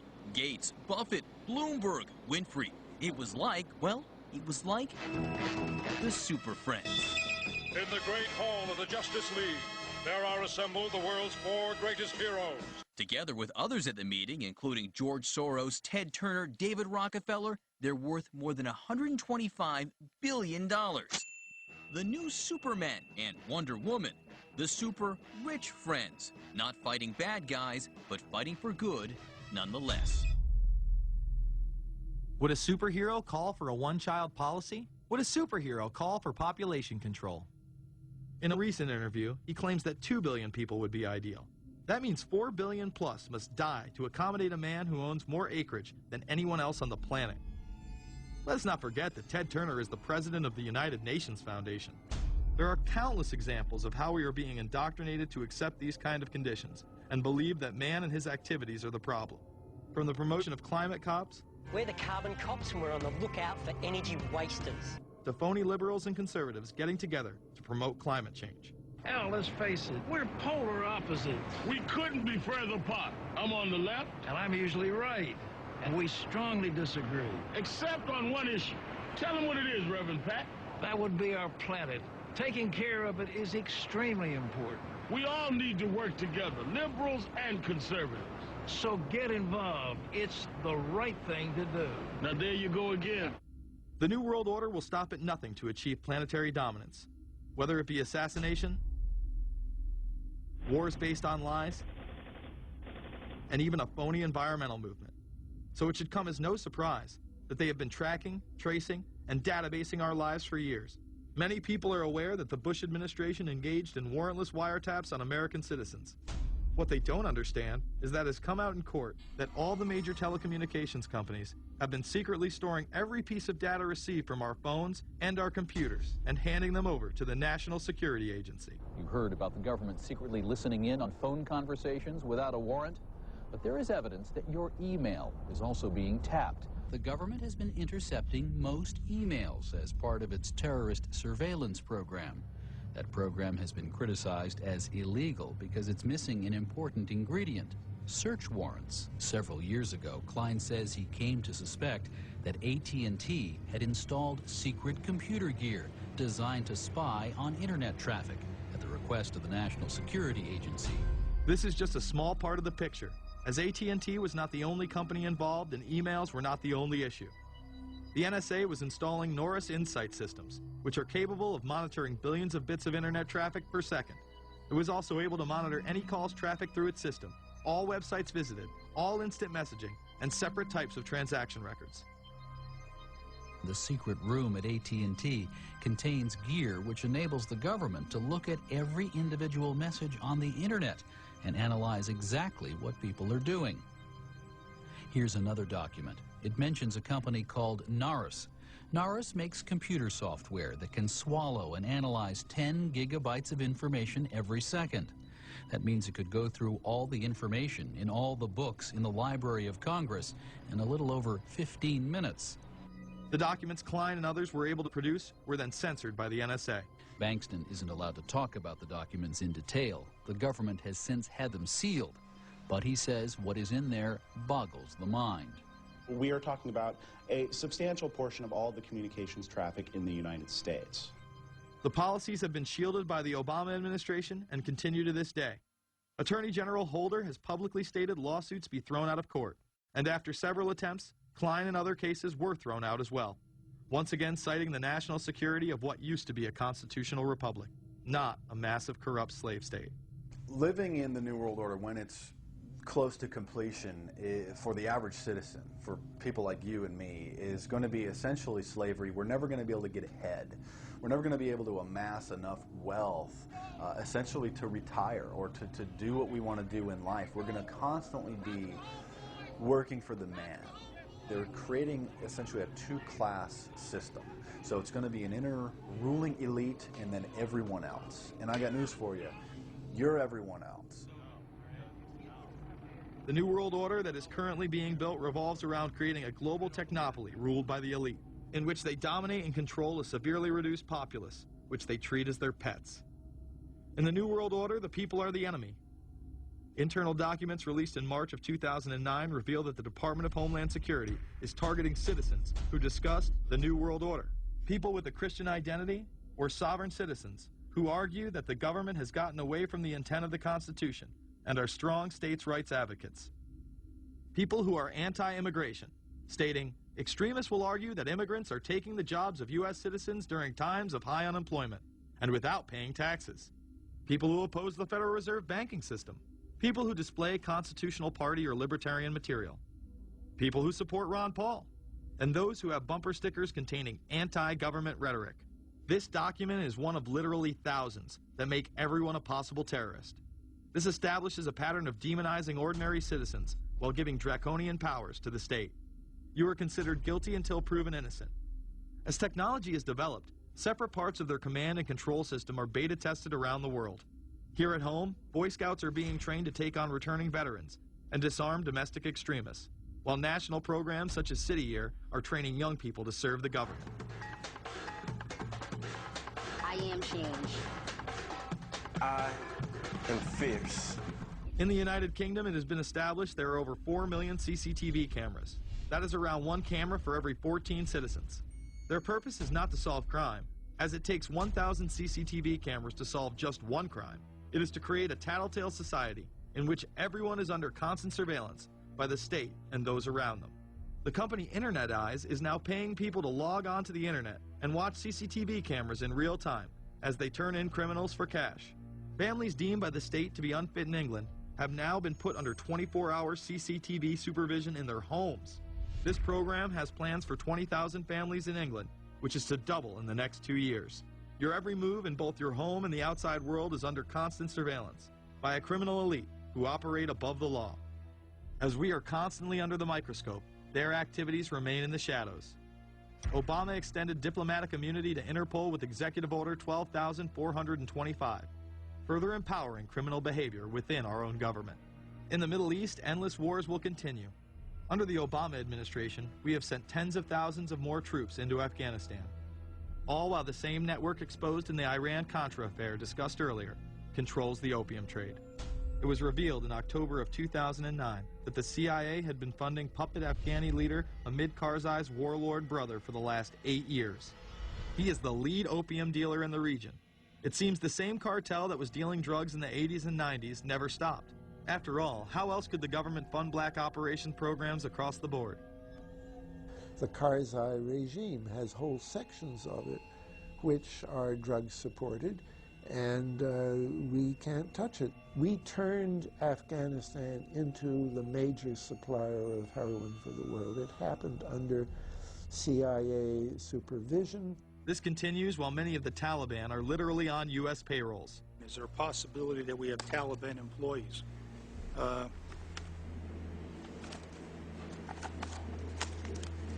The commander in the field, or I should say the COCOM commander, General Petraeus, has made it a conscious effort to, as part of his coin strategy, to hire local nationals.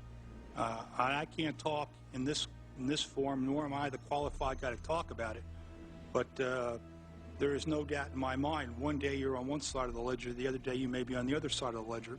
Biometrics have been instituted in both Afghanistan and Iraq, where individuals are subject to fingerprint devices, iris scanners, and electronic databases to screen local residents as well as DNA tests.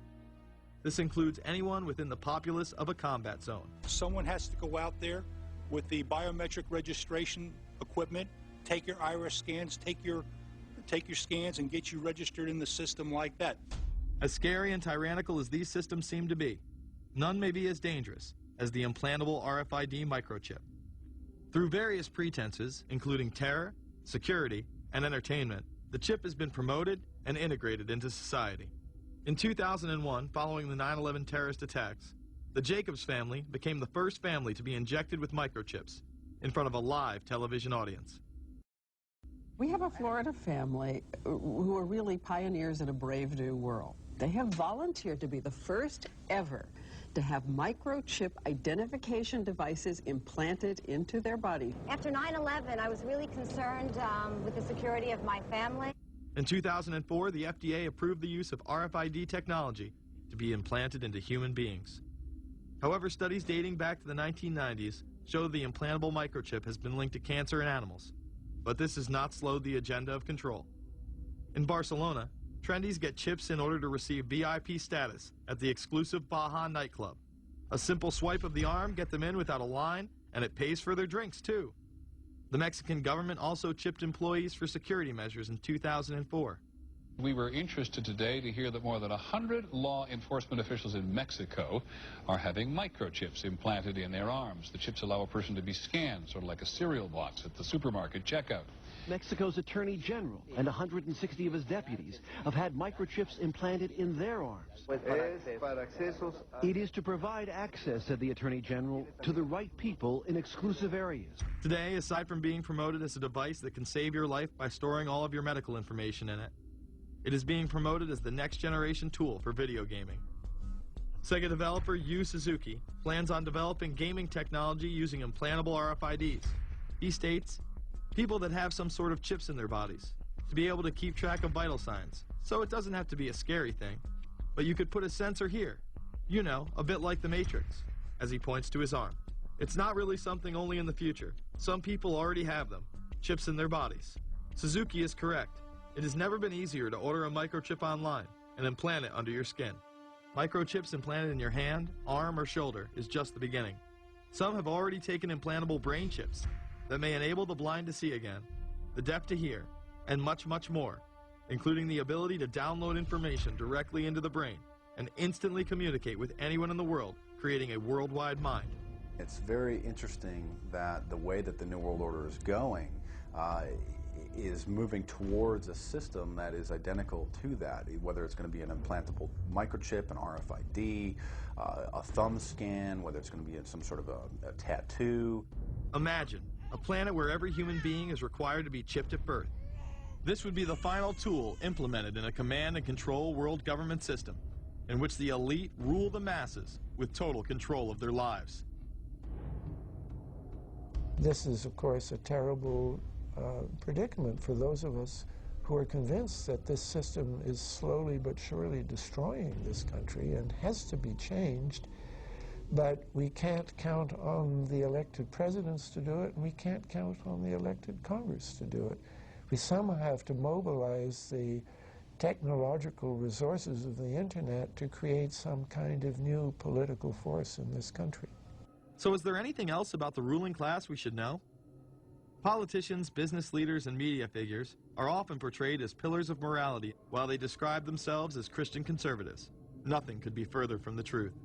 In reality, many of the elite are groomed at a young age to take part in occult rituals. Those who attend Yale are indoctrinated into the Order of Skull and Bones, an elite secret society cloaked as a fraternal order. Yale University is 300 years old this year, and were you to visit its campus, you would see that it still has exotic clubhouses, which look like tombs where Yale's legendary secret societies meet. Their prestige and importance have largely evaporated, but the rituals are still a secret. And so when we heard that some enterprising characters had managed to spy on the famous Skull and Bones Society, we couldn't resist. Skull and Bones, people say it's a fraternity at Yale University, but it's really a postgraduate organization. So it was founded in 1832, and it's not like a normal fraternity. People don't pledge. These people choose who they want to come. So they do the recruiting. They recruit 15 people every year, people who they see are going to be powerful people in the future. So they're recruited when they're a junior in college. A lot of these people come from really wealthy and influential families because they know that this person has the resources to then elevate them to a position of power that can benefit the club. The video shows the neophytes, or initiates, kissing a skull, then performing a mock human sacrifice. Horrific screams caught on tape include chants of, "The devil equals death, death equals the devil." True. Famous alums include Senators John Kerry and John Chafee, to name two, cabinet secretaries such as Averell Harriman, and 3 presidents, William Taft, George Bush, and George W. Bush, who's been reluctant to talk about Skull and Bones. Does it still exist? The thing is so secret that I'm not even sure it still exists. Former Skull and Bones members and current members have been presidents, heads of the CIA, senators, heads of business. I mean, huge, huge corporations. These people have the network that brings them to such a position of power that most people could only dream of. Bush would run against his fellow Bonesman and distant cousin John Kerry in 2004. You both were members of Skull and Bones, a secret society at Yale. What does that tell us? Not much, because it's a secret. Is there a secret handshake? Is there a secret code? I wish there were something secret I could manifest. 322, a secret number? There are all kinds of secrets, Tim. You were both in Skull and Bones, the secret society. It's so secret we can't talk about it. What does that mean for America? The conspiracy theorists are going to go wild. I'm sure they are. I don't know. I haven't seen the web. Number 322? This is an elaborate, occult, ritualistic entry into this group that they are now a member of for life. This culture of death and the occult continues long after college. Later on in life, these pagan rituals carry on in the redwoods of Sonoma, California. And what is the Bohemian Grove? Well, it's a kind of summer camp for the powerful, an all-male gathering in great secrecy. This group was formed in the late 1800s by artists, industrialists, and politicians. Bohemian attendees worship the owl as their deity. The Aztecs, Mayans, and other natives of Mesoamerica consider the owl a symbol of destruction and death. This is why the opening ritual for the club is the cremation of care. During the ritual, the effigy of a baby is rowed across the water by the Grim Reaper and given to a high priest, who then tosses it on a fiery sacrificial altar of a 40-foot owl god.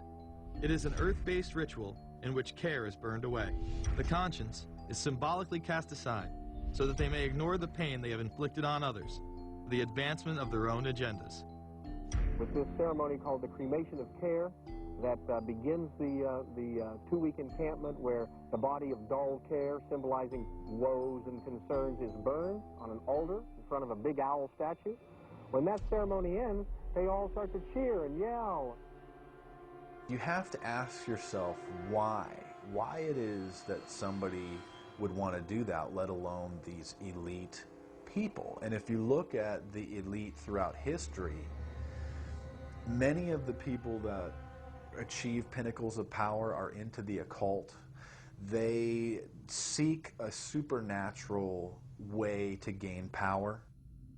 Why are Christian conservatives such as the Bushes and Newt Gingrich attending the Grove?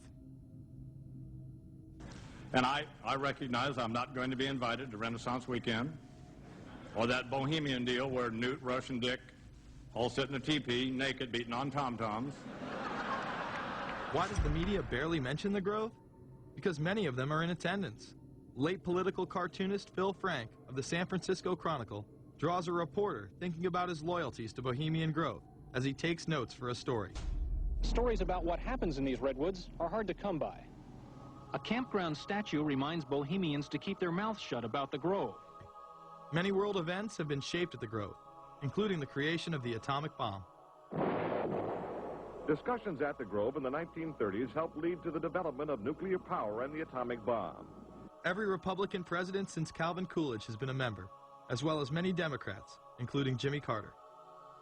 If you look at the membership lists of the Bohemian Grove and the Council on Foreign Relations, the Bilderberg Group, a lot of the key level people are overlapping and are involved in numerous groups.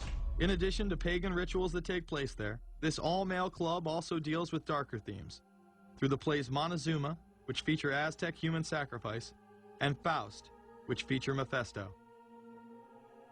Some of these plays are disturbingly flamboyant. Many of the elitists have a penchant for cross-dressing and singing show tunes. Perhaps that is why much of the all-male staff also happen to be homosexuals. Well, each year, many of them seem to have a stunt or try to come up with a stunt. Last year, in 1980, the popular button was Free the Fortune 500. Bohemian Grove that I attend one time at a time. It is the most faggot goddamn thing you will ever imagine. In 2004, the New York Post reported that gay porn star Chad Savage would be servicing moguls at the Bohemian Grove. In recent years, several politicians have been outed in scandals, including Senator Larry Craig, who tried to solicit sex from an undercover officer in 2007. Even more shocking, it was revealed in 2004 that right-wing blogger James Guckert, who had unprecedented access to the White House during the Iraq War, was actually Jeff Gannon, a madam and male prostitute for MilitaryStuds.com. During his 2 years writing for GOP USA and Talon News, Gannon officially made over 200 appearances at the White House. Oddly enough, over 24 of these visits would take place when there were no scheduled briefings. He failed to check in or out with the Secret Service on many other occasions, coming and going as he pleased. These type of activities are not new to the White House. In 1989, headlines involving call boys in the White House rocked the cover of the Washington Times. The Washington Times reported today that unidentified White House aides in the Carter, Reagan, and Bush administrations now are being investigated for using the services of a call boy ring. The paper reports that 2 of the male prostitutes were given a late-night tour of the White House last year. Hundreds of credit card receipts obtained by the Washington Times confirm that its clients were key officials of the Reagan and Bush administrations, military officers, congressional aides, and U.S. and foreign businessmen with close social ties to Washington's political elite. This ring extended beyond the White House and into Congressman Barney Frank's bedroom. Barney Frank, one of 2 openly homosexual members of Congress, acknowledged having used a male prostitute, whom he then hired as a personal employee. The man had keys to Frank's basement apartment on Capitol Hill. Frank paid him approximately $20,000 out of his own pocket to be his housekeeper and driver.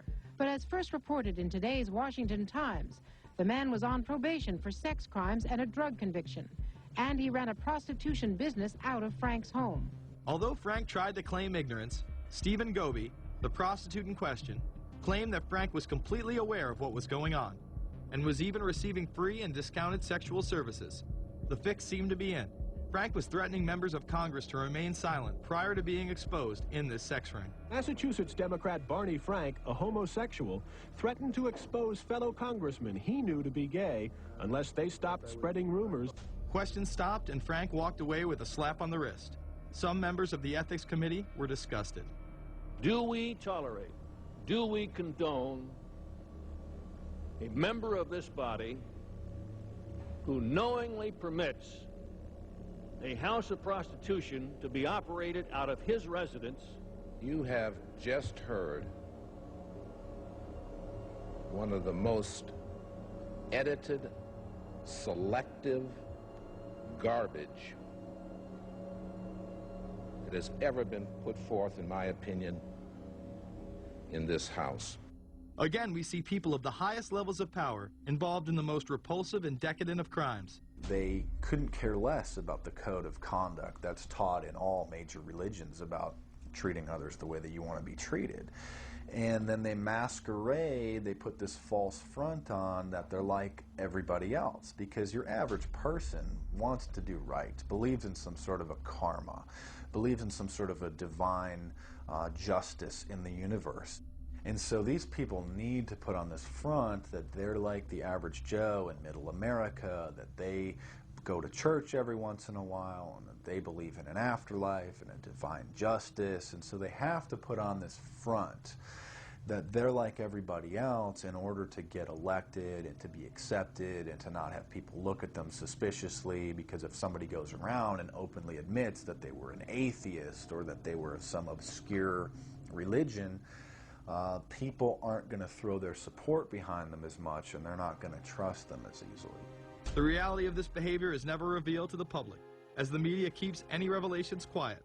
Unfortunately, these type of activities continue to this day. Florida Congressman Mark Foley chaired the House caucus on missing and exploited children and went on television praising Chris Hansen's To Catch a Predator series. The Dateline piece has probably done more than any law we can create. Foley was later caught attempting to have sexual relations with numerous underage pages. Congressman Mark Foley, the man who championed the Child Protection Act of 2006, resigned after inappropriate emails and instant messages surfaced that he sent to former congressional pages. Once more, no charges were even filed. Foley himself has checked into rehab. No one has been charged with any crime. The predator class acts like Roman emperors, indulging in excess that includes sex with young boys while portraying themselves as men of the Lord. The insanity is that we have allowed an interwoven elite criminal class to rule over us while posing as the saviors of the planet. We have learned they will stop at nothing to achieve their goals and are not held accountable for their crimes. They prey on the system rather than protect it. This is not a new world order of peace and prosperity. It is not a world government to save the earth. During difficult times, we must remain ever vigilant against seemingly positive solutions imposed to suit their aims. Crises there will continue to be.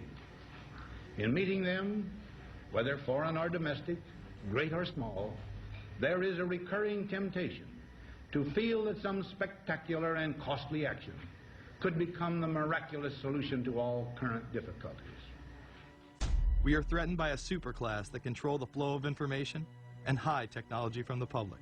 The prospect of domination of the nation's scholars by federal employment, project allocations, and the power of money is ever present and is gravely to be regarded.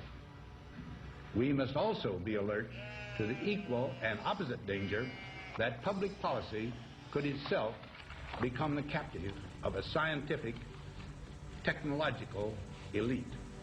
It is time to put down the remote control, to turn off your Xbox, and start paying attention. It is time to step away from everyday luxuries and pop culture and take action against a monolithic, concentrated evil in order to save what's left of humanity.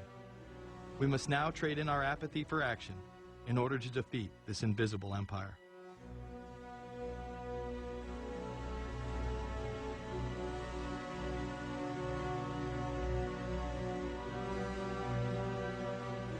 How set up are we to deal with this New World Order? I think we're going to hear a lot about that today. Let's take the New World Order. It's an interesting phrase. I've been thinking a little bit about the structure of the world, right? The New World Order, as everybody says. The peace could yield to the pernicious New World Order. The New World Order. The New World Order. The New World Order. The New World Order. This New World Order. Stay fixed on your goal of imposing the New World Order. We kept talking about a New World Order. A New World Order. That's what we need now.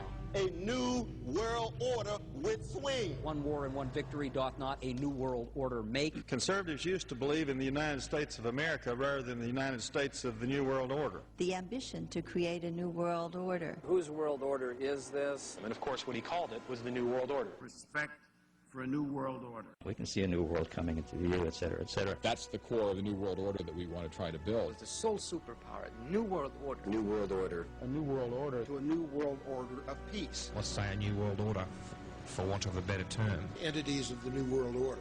The whole concept of New World Order is something else. It really says that the state is God. The state will play a bigger role in the economy.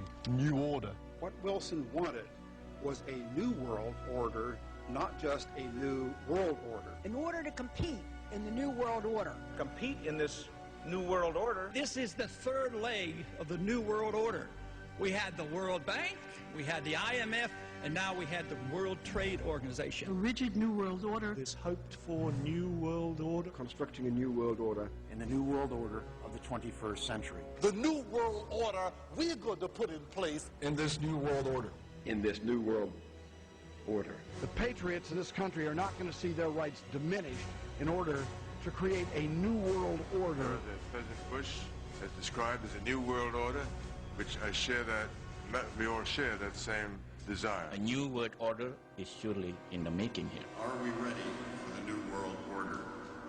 It's a timely and often controversial question. You don't hear a politician speak the way you do in America. It's about the future of Europe and a new world order. Mr. President, thank you so much, and I hope to have you again, and I hope to see you again.